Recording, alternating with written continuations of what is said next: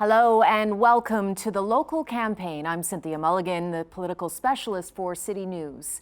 On October 19th, Canada will elect the 42nd Parliament, and Rogers TV is the only station producing debates of all of Toronto's 25 ridings. For the next hour, you will hear from the candidates of Parkdale-High Park. Before I introduce the candidates to you, let's take a closer look at the riding of Parkdale-High Park.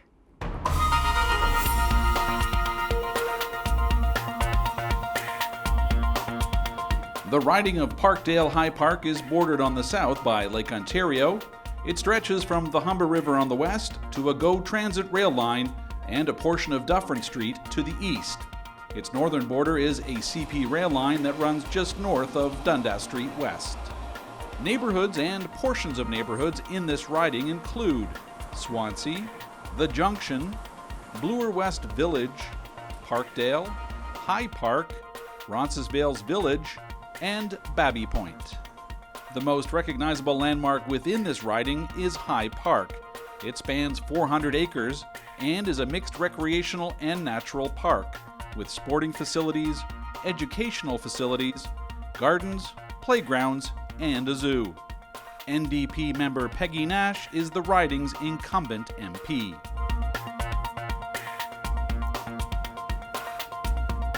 And now I will give each candidate 1 minute to make their opening statement. This will be done in order of the most seats by party in the House of Commons. And so we will begin with Ian Allen with the Conservative Party. Thank you very much, Cynthia. It's a pleasure to be here. Fellow candidates, everyone watching at home, good evening. My name is Ian Allen, and I am the Conservative candidate here in Parkdale-High Park. I'm running because I'm concerned about the future of our country. For the first time, we're hearing from a federal party that is promising to saddle the next generation of young Canadians with massive amounts of debt. Before I get into that, let me introduce myself. I'm a graduate of the University of Toronto, where I studied political science, and I graduated with my Bachelor of Arts degree.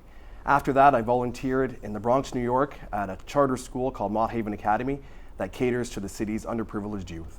Following my time at Mott Haven, I worked with the Canadian Taxpayers Federation, where I fought the fight for lower taxes, more improved government, less waste, and more accountability. And after that, I worked with a personal hero of mine, the Honorable Jason Kenney, Minister of Defense and Minister for Multiculturalism. I'm going to talk to you guys tonight about the importance of protecting our country's economy, keeping Canadians safe, and keeping the homeland secure. Thank you very much. Thank you. Peggy Nash is next. Well, good evening, everyone, and it's a great pleasure to represent the NDP. I'm the candidate for the NDP in Parkdale-High Park, and it's been a real privilege to represent Parkdale-High Park in Ottawa, where my husband and I raised our 3 sons. I've worked very hard on behalf of our community, but as I go door to door in this election, what I hear most from constituents is that they're looking for change in Ottawa. And for too long, Canadians have felt that there are only 2 choices. After the Liberal sponsorship scandal, there was no choice but to go to the Conservatives. And now after the Conservative Senate scandal, they're thinking, well, maybe it's the Liberals' choice again. I'm here to say you have another choice. We have a bold, progressive vision for our city and for our country. The NDP and Tom Mulcair are the vision to bring change to Ottawa. I look forward to describing that bold vision to you this evening. Thank you. And next we have Arif Virani. Good evening. I'm Arif Virani. I'm the Liberal Party candidate in Parkdale-High Park. I'm a 43-year-old litigation lawyer. I practice in the area of human rights and constitutional law. My work has involved founding a legal clinic in this city to assist people accessing justice. I've also worked with the United Nations as a war crimes prosecutor on the Rwandan Genocide Tribunal. That tribunal took me back to where I'm from. I'm a Ugandan Asian refugee who came here fleeing Idi Amin in 1972. I live in the community. I'm raising my family here. I've got 2 young boys, and I'm happily married to my wife. We are settled in Roncesvalles Village. In terms of why I'm running to address the lack of leadership and the lack of vision we've had in the last 9.5 years under Stephen Harper. Justin Trudeau has a bold plan to implement change in our country and in our economy. It is a plan to cut taxes on middle-income earners, to end subsidizing millionaires for raising their families, and to invest in infrastructure to help our economy grow. I'm going to describe that plan to you this evening. Thank you for your time. Thank you very much. And next we have Adam Phipps. Hi, thank you. My name is Adam Phipps, and I'm running for the Green Party of Canada in Parkdale-High Park. After 10 years in the film industry, I now work as a musician, an artist, and a music teacher.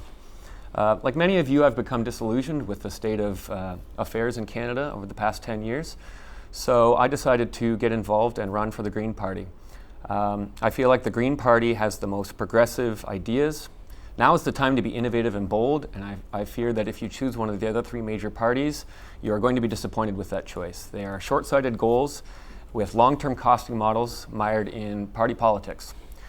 The Green Party proposes to be innovative and bold.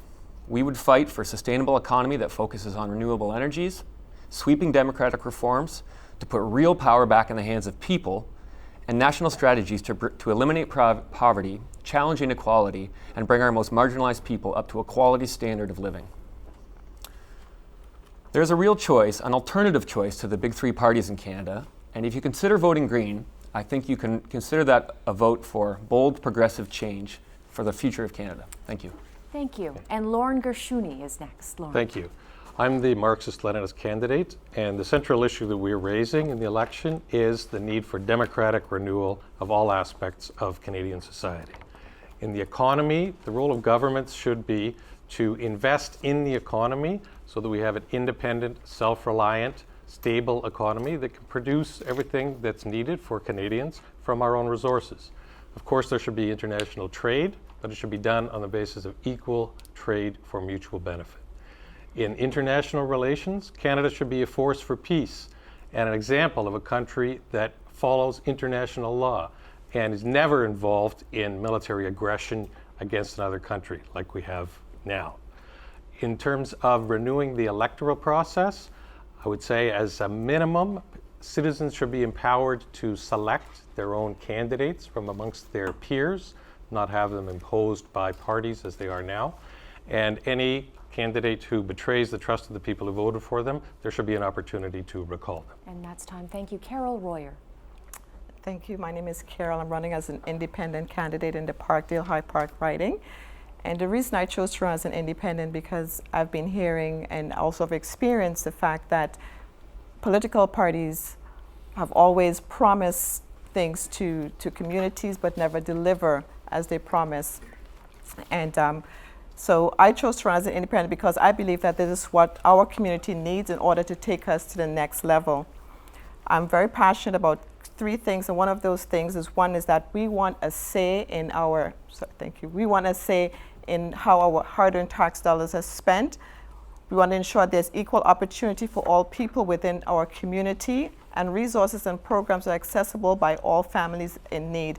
I believe that now is the time to get our families, our communities, our country back on track by prioritizing our needs and continually assessing whether we should be doing the things we're doing today. Thank you. Thank you very much. And we will now begin our question and answer period of this debate. Each candidate will be given 30 seconds to respond, followed by discussion. My first question, I'm going to go local on this one. Transit is a huge issue for urban cities in this country, particularly in Toronto. We have had much debate about the lack of appropriate funding, long-term sustainable funding in this city. The TTC is starved for funding.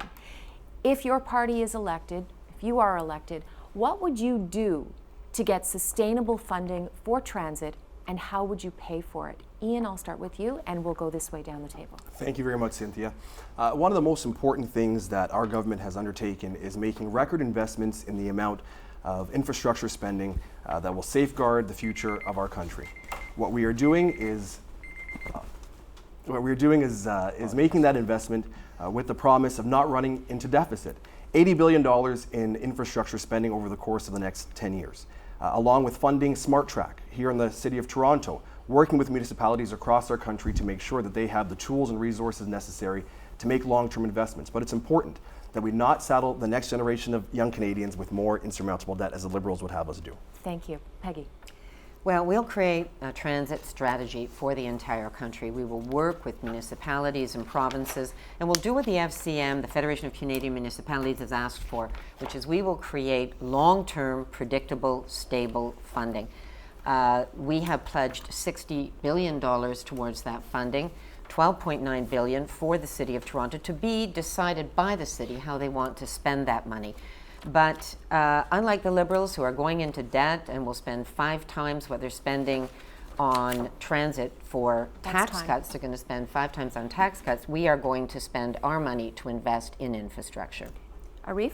What we will do is we will invest in transit. It is the biggest investment out of any of the main parties that is presented before you for this election. It is $6 billion over the next 4 years. It is $20 billion over the next 10 years, on top of what the Conservative Party has already committed. It is going to provide a long-term, stable partner for cities like Toronto to invest in LRTs, in subways, streetcars, buses, even bike lanes. The idea is to be at the table to get our city moving again, to help people get to work, students get to school, goods get to market faster. That's the Liberal plan.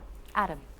Yes, so the Green Party proposes a national transportation strategy, which would nationalize a network of public transit. Specifically for Toronto, the Green Party has proposed $6.4 billion in infrastructure spending in the first year alone for major municipal projects. And I think the most innovative thing that they're discussing is the Council of Canadian Governments, where municipal, federal, and provincial governments can sit down to discuss issues like that are affected at many tiers. Okay, Lorne. Okay. Adequate transit is a necessity that should be centrally funded so that any working person can get to work and contribute productively and earn a livelihood. It's something that should be done as a responsibility of government. The way it works now is that workers have to pay not only through their taxes, but through fares that are constantly going up, whereas their employers get this service, bringing their employees to work for free. Part should be taken out of the share of the wealth that goes to the corporations to pay for that, so that workers don't have to pay fares at all. Carol? As an independent candidate, I've looked at all 3 of the major parties and their plan for transportation, and the one I would recommend to my constituents is with the NDP. They've got a very firm and very strong plan for transit, and that's something that I would definitely bring to my constituents to ensure that that's the plan that they go with. But as an independent, really, it's whatever I present them with the solutions they choose, that's what I vote on. Thank you. All right, I'm going to open up the floor to transit funding and infrastructure. Well, something that I think has really hamstrung local communities, and that's the requirement by the federal government that they have public-private partnerships. Now, we've seen how that hasn't worked with Highway 407, and there are other examples of that, and we know the massive cost overruns and how much it's costing the government of Ontario. So we're saying to cities, it's up to you. If you want to have a P3 and you think that over the long term that's the most cost-effective way to spend money, but unlike the Conservatives and unlike the Liberals, we are not going to force municipalities into costly P3 projects. That has just delayed funding, and in some cases it ends up being more costly than just directly funding by public dollars. Well, I would have to jump in and say that one of the best elements of the Conservative plan is to increase the gas tax fund, and in such a way that it doubles it from $1 billion a year to $2 billion a year, $10 billion over the course of the nearly $4 billion of which is earmarked for the province of Ontario alone. We are partnering with the municipal government under John Tory to spend toward expanding the subway line east, all public transit rather, east into Scarborough, north into Markham, and west into Mississauga. We are a partner with the municipal government, spending a third. As far as Smart Track goes, there is a lot to be said for federal investments in our spending, and we are making the largest, longest, most ambitious infrastructure partnership that the federal government has ever partnered with any of municipal or provincial governments in the history of our country. Okay, so I have to jump in there. So what's missing out of the equation from what Mr. Allen is talking about is the provincial level of government. There's no cooperation with the provincial level of government. There's antagonism, there's insults that are traded back and forth, particularly with this government. In terms of actually being a reliable partner, that's a bit laughable, in fairness, Ian. It's the furthest thing from being a reliable partner when you make infrastructure commitments and then you let them sit on the paper and don't actually fulfill them. What we will be doing is, if we commit $1 billion hypothetically to a given city for their transit infrastructure, if those spending allocations are not made, what we will do is we will immediately do a one-time top-up to the gas tax transfer that you're talking about to make sure that the money is on the table for the municipalities to spend as they see fit. But to purport that you're going to sit down and hold hands with the provinces and the cities is laughable, because that's clearly what you don't do. What you do is insult provinces, particularly this province. Well, it's not about insulting provinces. I think the most important thing we have to ask is about whether or not we can afford the plans that the Liberal Party has for Canada. So my answer to that is... the fact of the matter is, if I can finish, Arif, by admission of your own leader, the country cannot afford Liberal Party plans. If we could, we would not have to be running massive deficits in order to fund the programs. What we have said is we can make record investments into the long-term interests of our country, infrastructure, mass transit, without having to saddle the next generation of young Canadians with more and more debt. Okay, and let's the Liberal talk, Party let's can't talk afford about it. saddling Canada debt here. can't afford the Liberal Party's plans. Let's talk about saddling debt. You've used that term about 4 times thus far. Maybe 5. So $150 billion in debt added in the last 10 years to the national debt. That's your party's legacy, sir. My party's legacy over 13 years of government is narrowing the national debt, carving it off by $46 billion. So let's talk about the statistics. What your party so that's not saddling. What your party did was make 24% cuts to the social and health transfer to the provinces. We are still feeling the pain of those cuts today in our schools, students saddled with university debt. We're seeing it in our hospitals. That's not the way to come to balanced budget. You just offloaded that to the provinces and the cities, our crumbling Toronto housing. That's not the way to build a sustainable country.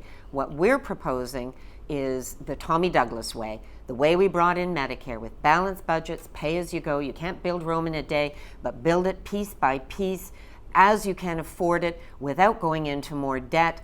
There's nothing progressive about deficits. We saw Stephen Harper run 7 of them. So if he can do it, I don't call that progressive. Well, if I can just answer the charge, since the Conservative Party has been labeled as a deficit party. I used to work for the Taxpayers Federation, and there is nobody on this stage who's more opposed to running deficits and increasing debt than I am. Well, you should let's not forget, Arif, where we were in 2008. We were facing the worst economic downturn that our country has faced in multiple generations. Only an ideologue would sit by and not allow for deficit spending when we had that big of a hole to dig out of. I will say, we came out of deficit a year earlier than expected.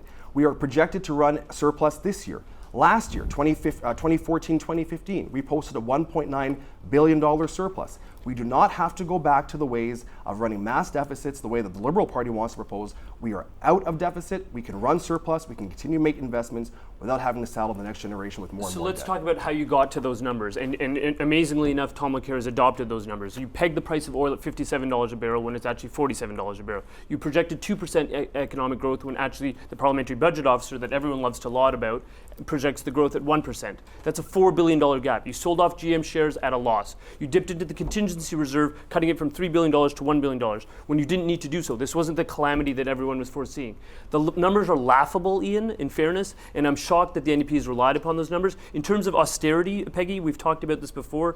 Yes, you're right. Budget deficits aren't progressive inherently. You're absolutely right. It depends how you get there. If you get to a deficit on the backs of micro-targeted tax cuts that Mr. Allen's party likes to implement, you're going to have a bad deficit. If you get to a deficit by virtue of investing in the very infrastructure all of us seem to agree is needed, you're going to build growth and invest in growth. And that's what we're going to do. 5 times the amount on tax cuts than they are on infrastructure. That's and incorrect. That is correct. That's it's in your fiscal framework if you read it. I've read it. Thank and you. It's a lot longer than yours. It's harder to read. It's 5 times on tax cuts. 2/3 of Canadians won't even benefit from them.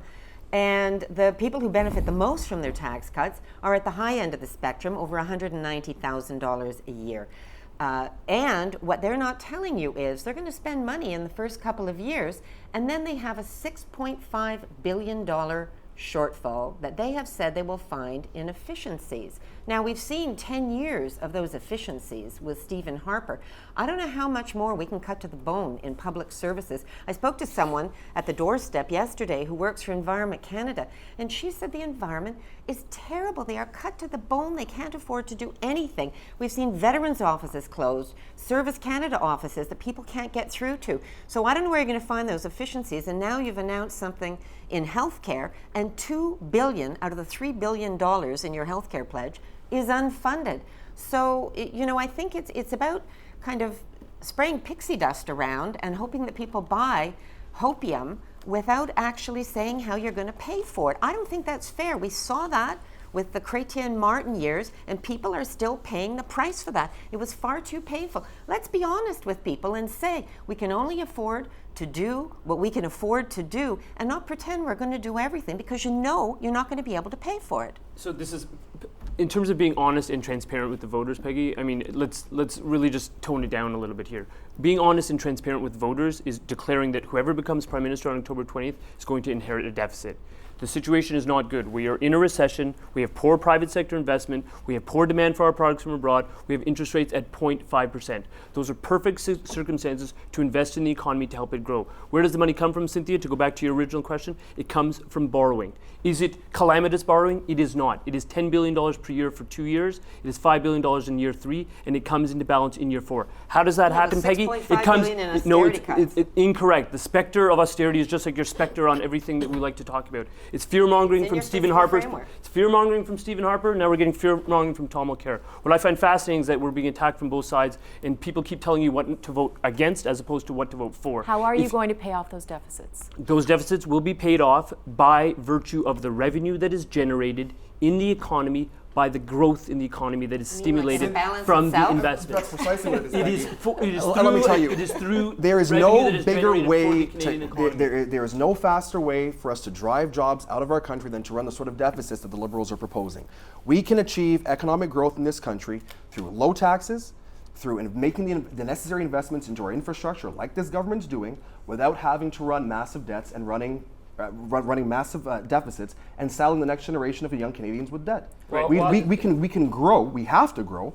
We have shown growth. The Liberal plan will drive jobs out of our country, like the provincial Liberals have done in Ontario, especially as it pertains to manufacturing. We can't afford your plans, Arif. The country can't afford your plans. You can't afford the plans you have for Canada. Lorne, I'm going to let Lorne get a word in edgewise here. You asked about transit, and none of these. We've deviated in this. And see what happens. Yes. None of these arguments deals with the basic issue, which is that transit is a necessity for a modern, industrialized, urbanized economy like ours, so that people can get to work and earn a livelihood and produce things that we need. That's the starting point. And because of that, because it's a necessity for an economy, it's something that should be the role of government to ensure that there is adequate transit for that purpose. And it should be funded fully by governments at whatever level the jurisdiction can be determined. But it should be something that's provided by the society so that the economy can operate. In terms of where the money should come from, it should come out of the wealth that's produced by people going to work and producing things, which includes partly the share that goes to the employers to pay for the service that brings their workers to work where they can produce those things. Right now, they're getting that service for free.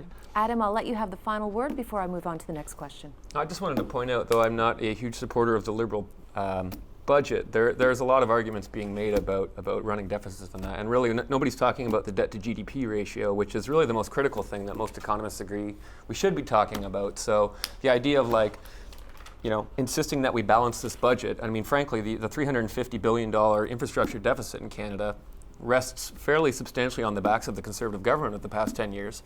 So these austerity measures that you've implemented to make sure that we balance this budget as if that's going to be some sort of fix-all really has cost us more in the long run than anything. It hasn't really done anything to stimulate our economy. Well, just to address that last point as it pertains to debt to GDP ratio, during the 1990s, when the last Liberal government was in power, we had a debt to GDP ratio in excess of 65%.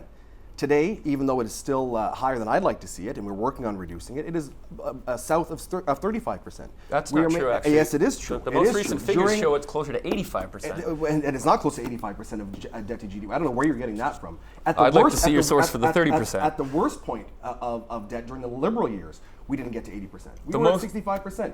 It has been reduced under this Conservative government. We are making, it had to go up given the circumstances. The times necessitated it. We have achieved balance at a faster rate than we were supposed to, than we projected.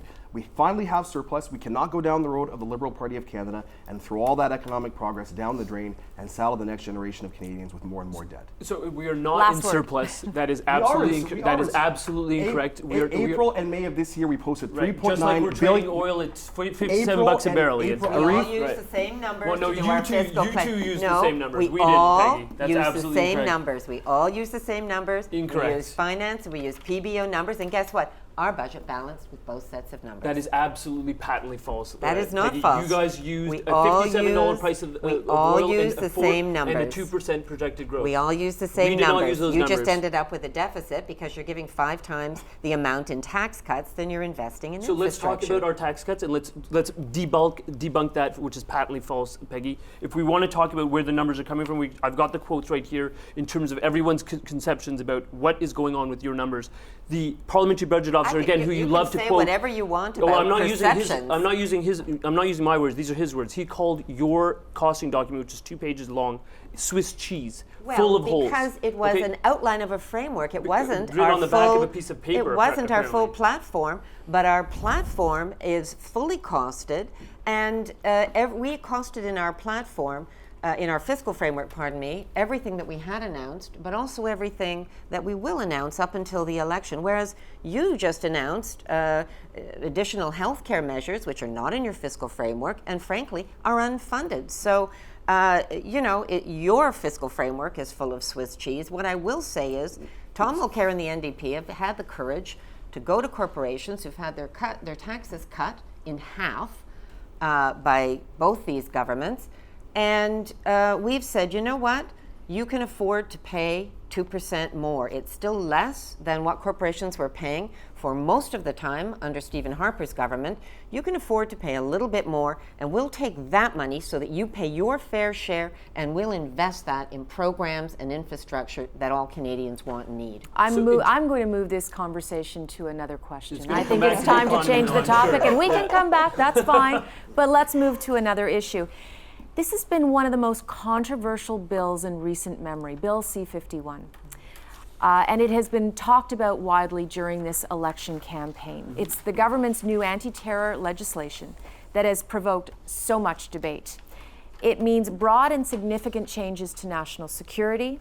Among other things, it would facilitate information sharing and also give police preventative detention powers. Where do you and your respective parties stand on Bill C-51? Would you support it? Would you get rid of it? Carol, I'm going to start with you at the other end of the table. So I don't belong to a party, we know that, but yes. You are an independent, yes. Independent, but Bill C-51 needs to be repealed. It's not a bill that's in favor of Canadian citizens at all. There are a number of loopholes that in that bill. One of them is the no-fly list. This list has become more secretive to individuals.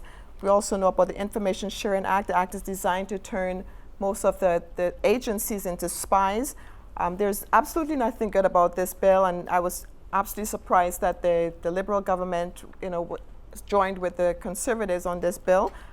Hooray to the to the NDP government who did not support this bill, and I do not support this bill, and I think that one of the bills should be repealed. And that's for sure. time. Lorne. Okay. Bill C-51 should be repealed because it expands the powers and the scope of the state secret security agencies to disrupt and spy on anybody who wants to take an effective stand against that unjust government policy. And the government is free to define what is an activity that undermines the security of Canada. That's the new phrase. And as with the previous Anti-Terrorism Act that brought in a new definition, it's free to define what is a terrorist offense. And that's time. Adam. Yeah, I wholly agree with my colleagues here. It's a deplorable bill, and I would work to repeal it immediately. Probably the most offensive thing about it is its lack of oversight. There's no oversight in terms of the information sharing, who gets to see what information.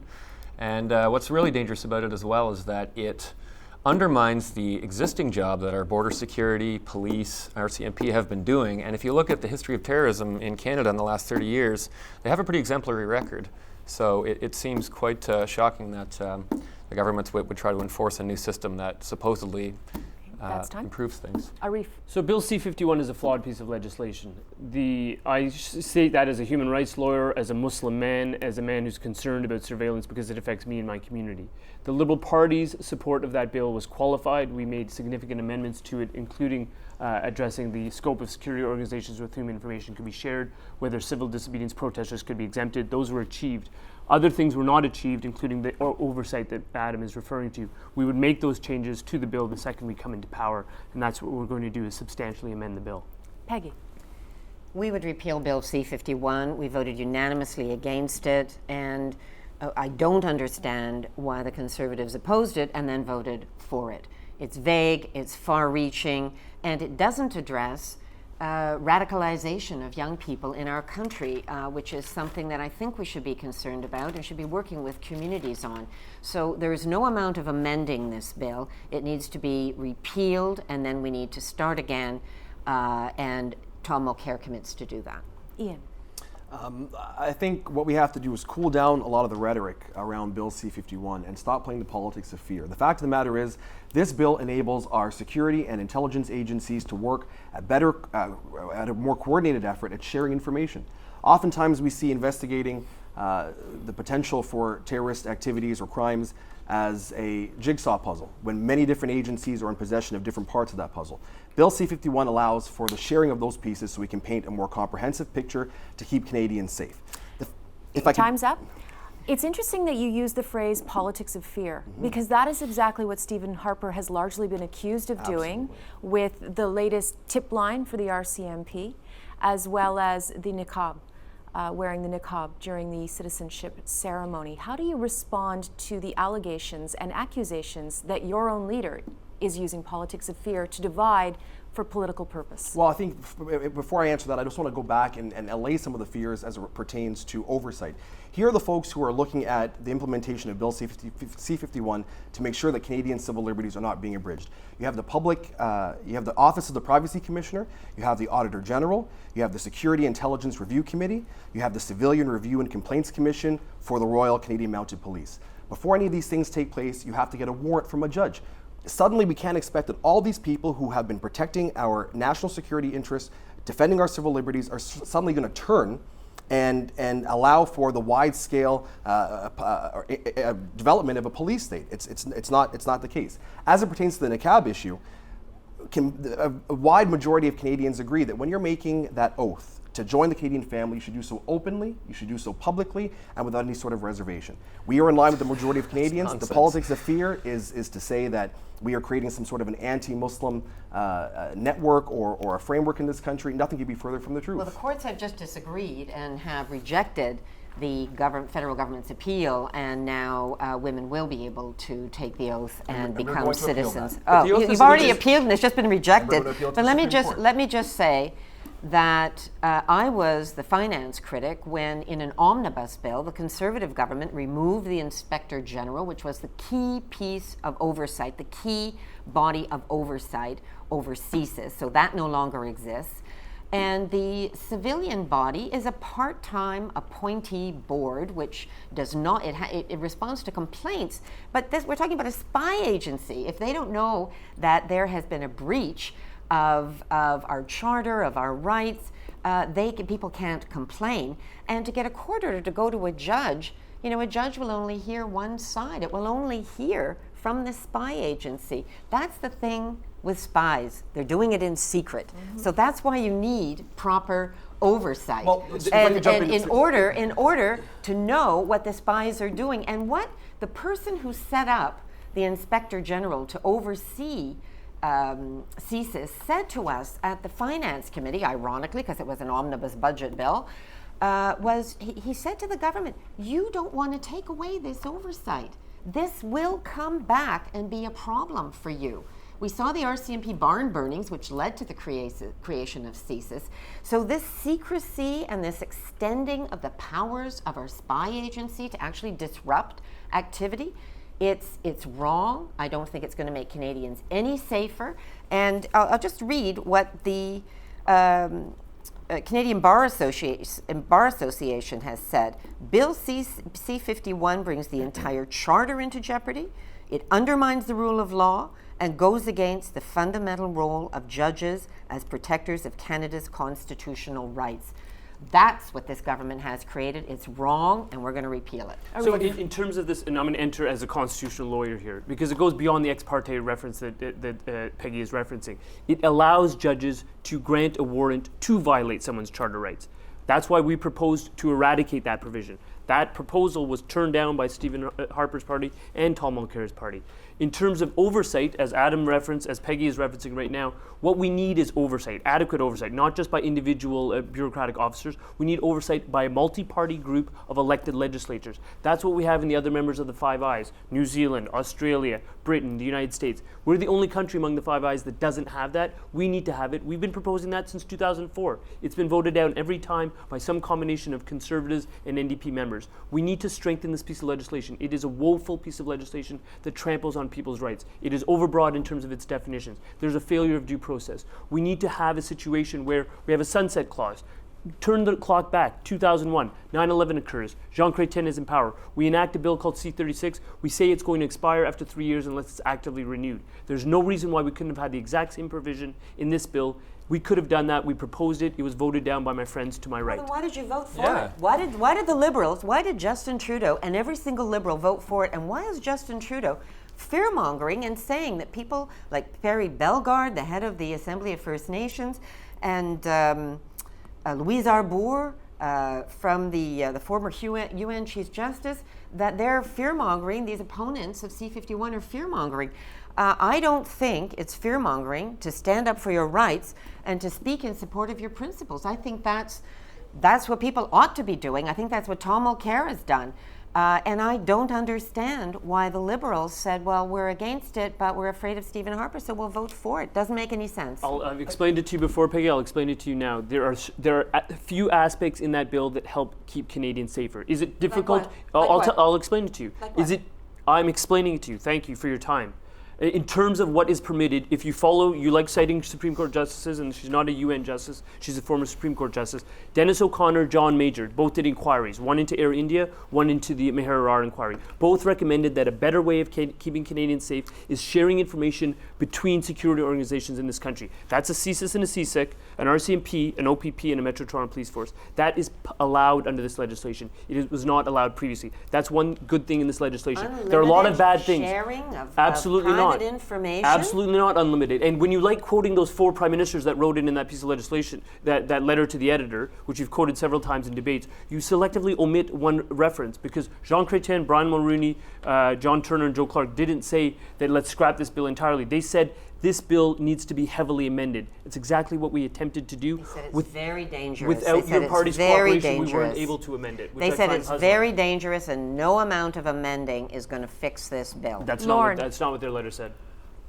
Nobody should be fooled into thinking that CSIS is an agency that represents the interests of Canadian people. It's part of a network of international secret intelligence agencies led by the CIA, but you also had reference to the other members of the Five Eyes. And the interest that they pursue is to defend the interests of global monopolies based in the large Western imperialist powers, and not to defend the interests of ordinary people in Canada.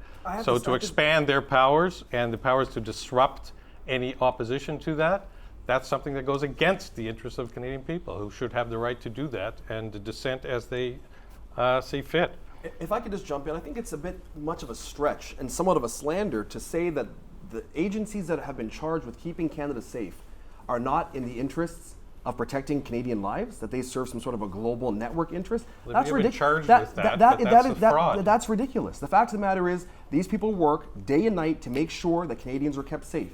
That is part of our government's record of keeping Canadians safe. The fact of the matter is, we live in a very dangerous world. And no amount of politicking or fear-mongering or scare tactics are going to change the fact that there are people out there plotting as we speak who wish to do this country a great deal of harm. This government has stood strong, has stood in the breach to make sure that our law enforcement agencies have all the tools necessary to make sure that we are kept safe.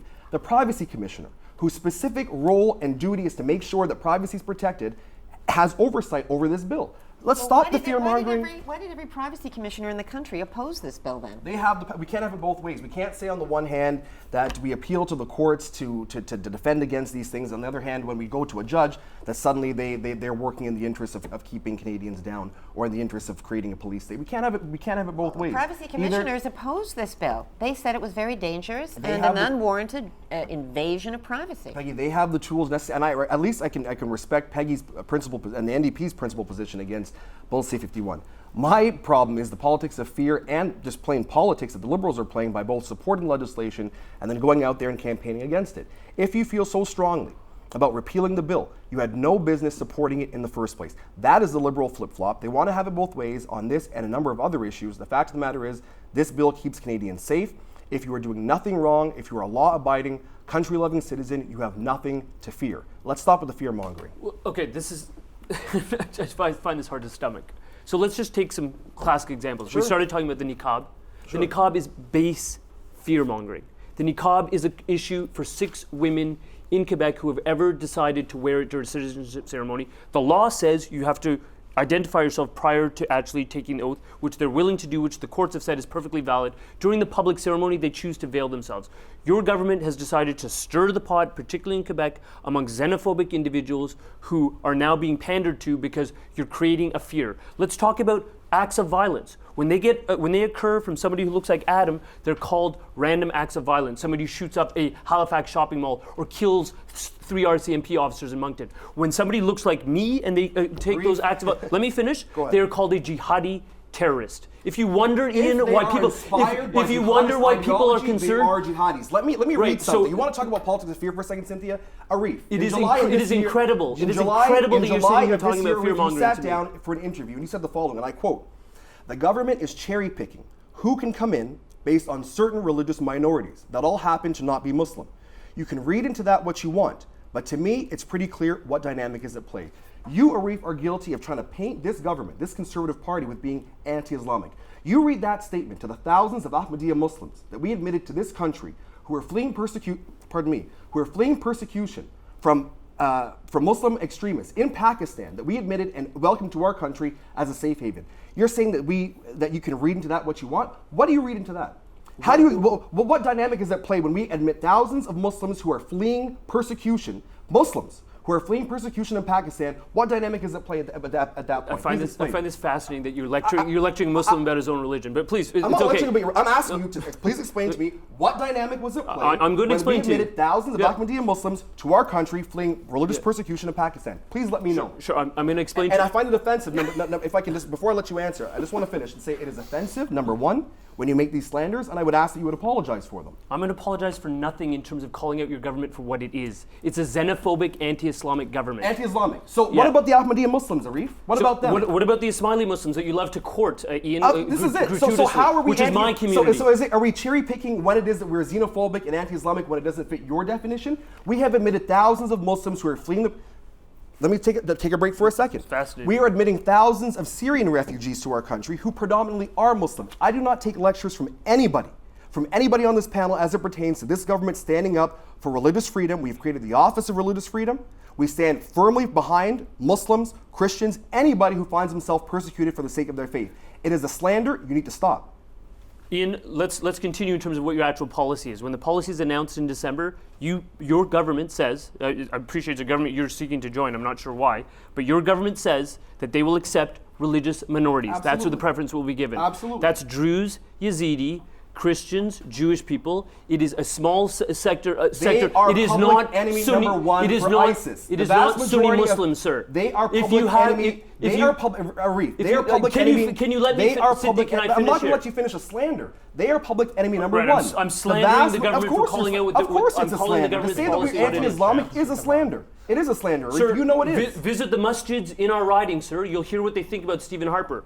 They basically want to put horns on him, sir. He is not a friend of the Islamic people. Because people like you keep fomenting this anti-Islamic trope. You're right. I'm fomenting it. Trotting out this line. I'm fomenting it. You are. But this very same statement is ignorant of the facts. We have admitted thousands of Muslims who are fleeing persecution throughout the world. Sir, we have welcomed them into our country. If It is your a slander to government suggest was in otherwise. power in 1972, when I was facing persecution in Uganda, I would not be here on this panel. Tread very carefully, Arif. That is not the perfectly case. clear. Gentlemen, that is perfectly clear. You I'm going to call cherry-pick an end to in this. terms of what groups are We're going to able move come on into from this here. country. I find it fascinating that you're able to actually Arif, articulate this. Thank you. Please. We're going to move on to our next question, which is in a similar vein. I'm going to talk to you about immigration.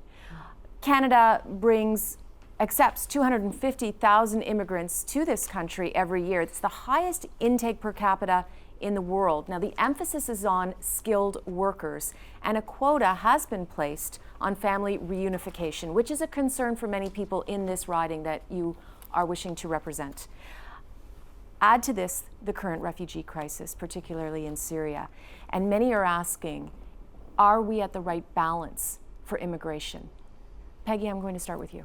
Well, thank you. You know, if the current rules applied when my grandparents wanted to come to Canada with very little money in their pockets and just their two hands in terms of wanting to work, they probably wouldn't have been able to get into this country, because what we're seeing is growing numbers of temporary foreign workers, people who come here, they work for a period of time, they cannot bring their families, they don't have rights, and then they go back to their home country. So that's one problem, that we're creating this pool of workers who, frankly, I believe if they're good enough to come here and work here, should be good enough to stay here. And I've worked with domestic workers on that, and I'm sorry, that's that time. should be a priority, is getting their citizenship. Arif.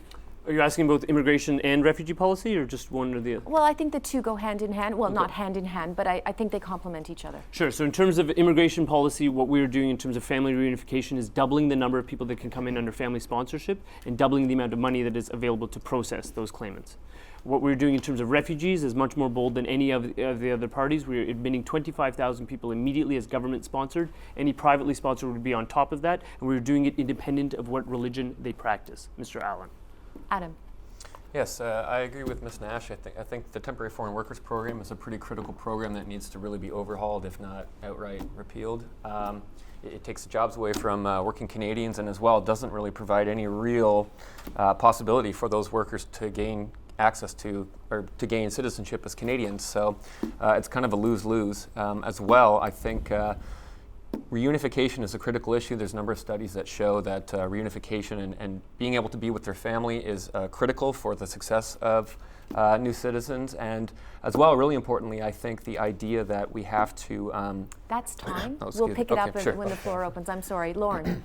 Definitely, the Temporary Foreign Worker Program is something that's against not only the interests of those workers, but also Canadian workers. They're brought here to increase the pool of workers in whatever field they're being used, so that the employers can get workers who can do the job at the cheapest possible way. And then they're simply given less rights than Canadian workers or people who go through other channels to gain immigration here. So that definitely should be abolished. Anybody who wants to come here as an immigrant and Carol has contribute declined to participate in this question. Ian, I'll give it to you now. Sure. Let's talk for a second about this government's record when it comes to immigration.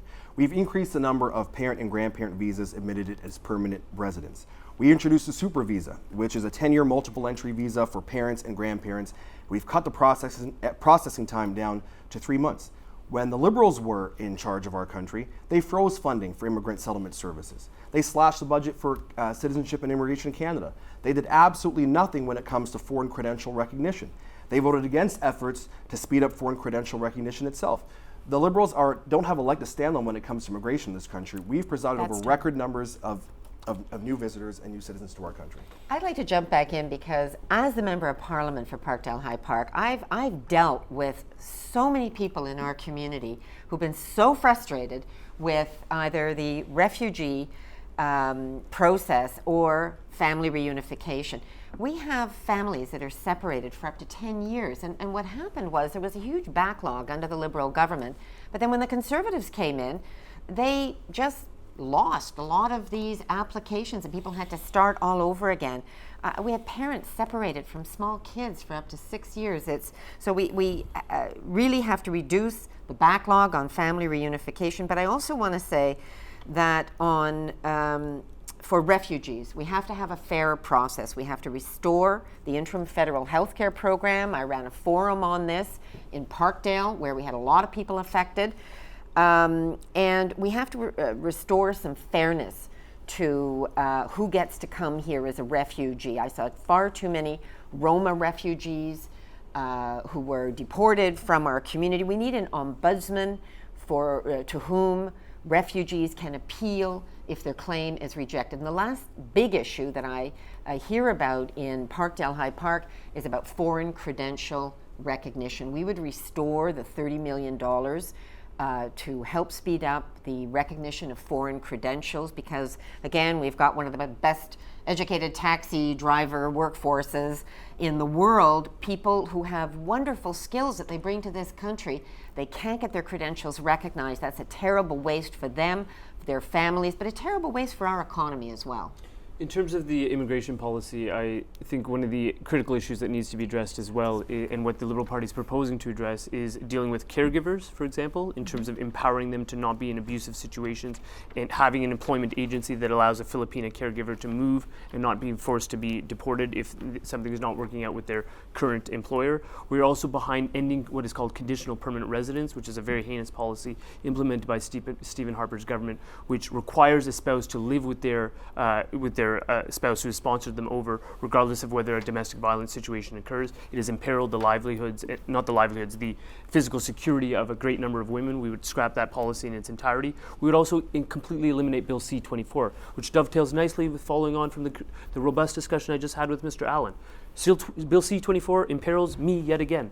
I wasn't born in this country. People who were born in this country have one kind of citizenship. People who weren't do not. And it not only imperils my citizenship, it imperils my progeny's citizenship, amazingly enough. Because if your father has the ability potentially to procure citizenship in some foreign country, you could be deported to that land, as could your mother or father, if some untoward circumstances fell in their situation. This is a bill that is specious at its core. It is a bill that we fought against, we voted against. It is a bill that we would repeal. And I would put it to Mr. Allen to try and defend this one, because apparently I'm being slanderous when I call out the Harper government for what it's doing.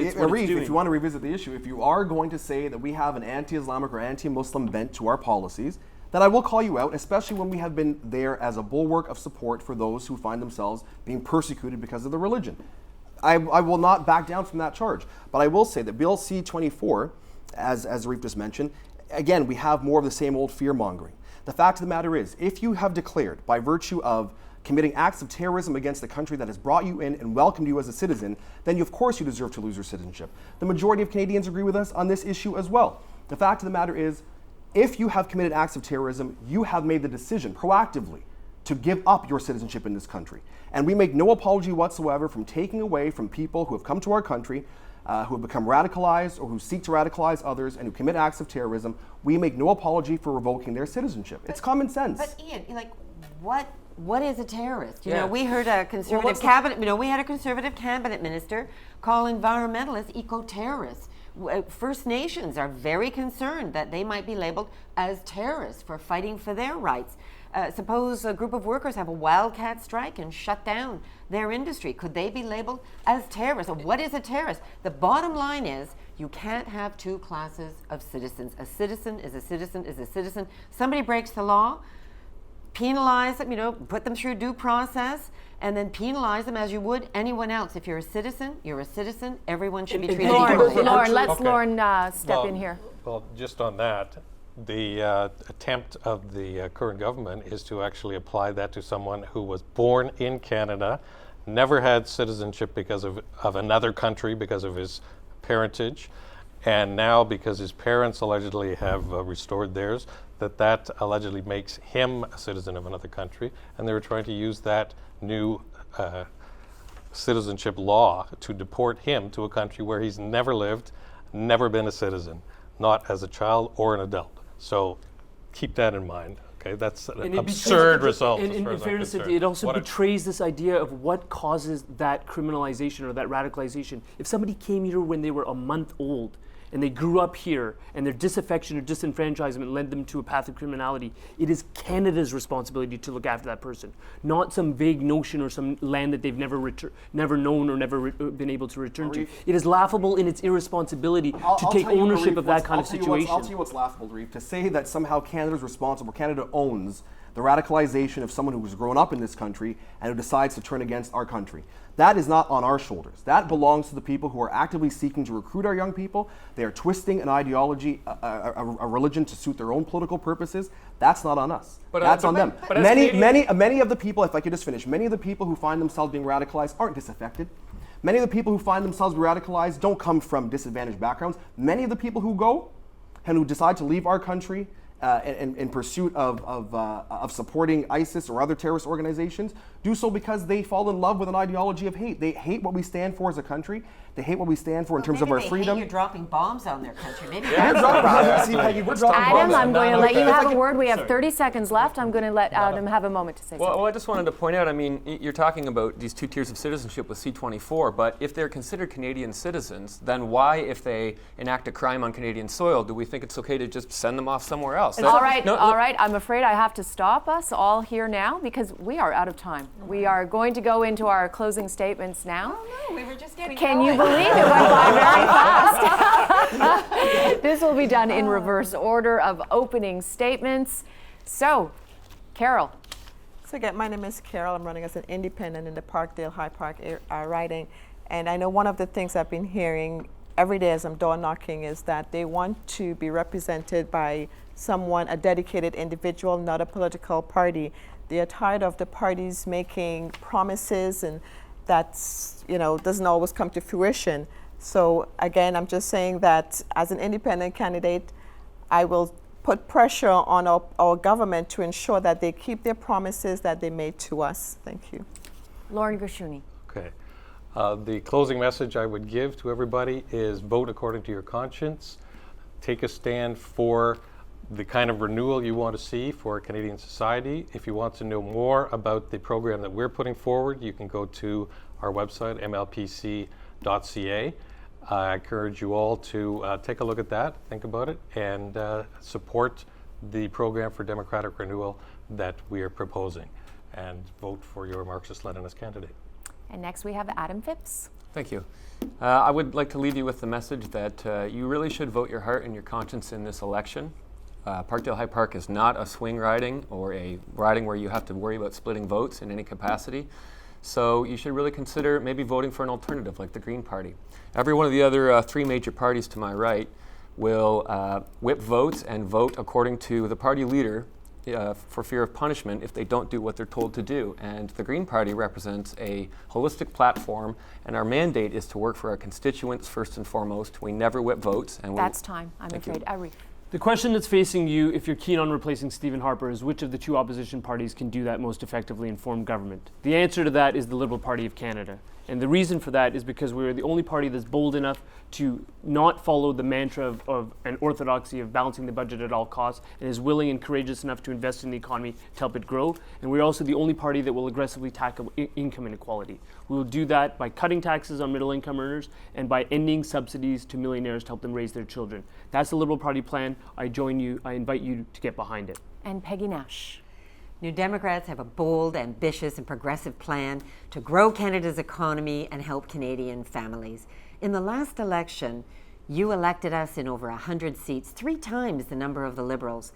We were second place in over 200 seats more. So another 35 seats, and we can replace Stephen Harper and bring progressive change to Ottawa. I urge you to vote New Democrat. Let's bring progressive change to Ottawa. Ian Allen. Thank you very much. Thank you, all of you, for a very spirited debate. Ladies and gentlemen, this election is not about change, it's about choice. The choice is between a party that can make record investments into the long-term future of our country and those who would drive us into debt and deficit in order to do very little. The choice is between a party that stands for international human rights, freedom, democracy, and is willing to put the chips on the table where it counts, and those who simply spew helpless rhetoric. The choice is between a party that wants to protect and safeguard Canada's future and our security, and those who simply want to play the politics of fear. I'm asking you to support this government in protecting our economy and keeping our citizens safe. And that's time. Thank you very much all for this wonderful debate this evening. Lots of ideas exchanged and debated. Airtimes for other debates can be found on rogerstv.com. I'm Cynthia Mulligan. Goodbye for now.